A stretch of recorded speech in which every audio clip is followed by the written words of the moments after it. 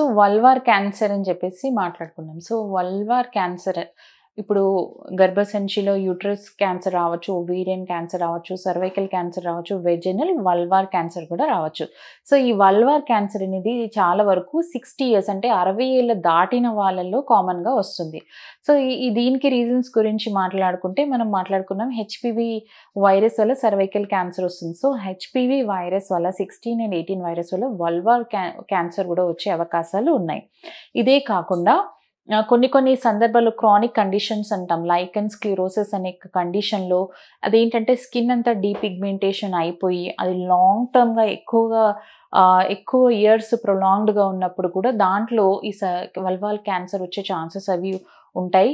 ఇదే కాకుండా బాడీ యొక్క ఇమ్యూనిటీ తక్కువున్నప్పుడు హెచ్ఐవి పాజిటివ్ ఉన్న వాళ్ళు ఇమ్యూన్ కెపాసిటీ అనేది చాలా తక్కువ ఉంటుంది కాబట్టి అలాంటి సందర్భాల్లో వాళ్ళు కూడా ఈ హెచ్ఐవి పాజిటివ్ స్టేటస్ ఉన్న వాళ్ళు కూడా ఈ వల్వార్ క్యాన్సర్ కామన్‌గా వచ్చే ఛాన్సెస్ అవి చూస్తూ ఉంటాం. సో, దీని సింప్టమ్స్ ఏవి అని మాట్లాడుకుంటే కామన్‌గా అబవ్ 60 ఇయర్స్ వాళ్ళలో వస్తుంది కాబట్టి దీంట్లో ఏంటంటే ఇచ్చింగ్ తరచూ ఎక్కువ దురద రావడం, ఎన్ని రకాల ట్రీట్మెంట్స్ తీసుకున్నా గానీ దురద రావడము, పెయిన్, డిస్కంఫర్ట్ రావడము, లంప్స్ గానీ అంటే చిన్న గ్రోత్స్ కానీ ఉండడం.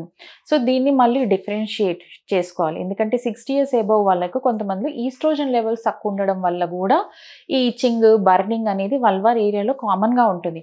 కానీ వల్వార్ క్యాన్సర్‌లో గూడా ఇదే సింప్టమ్స్ ఉంటాయి. అందుకని మీ గైనకాలజిస్ట్ దగ్గర సంప్రదించుకొని ఒకసారి ఎగ్జామినేషన్ చేసుకొని ఆ వల్వార్ ఏరియా ఎలా ఉంది చూపించుకోవడము, అవసరమైతే స్కిన్ బయాప్సీ అంటే వల్వార్ స్కిన్ దగ్గర టిష్యూ తీసేసి బయాప్సీకి పంపించుకొని తద్వారా అది క్యాన్సరా కాదా టెస్ట్ చేసుకోవడం అనేది చాలా అవసరం. సో, వల్వార్ క్యాన్సర్‌కి మెయిన్ ట్రీట్మెంట్ సర్జరీనే ఉంటుంది. మీరు తీసుకునే అదే మందులు, అదే నాణ్యమైన మందులు, కానీ సగం ధరకే.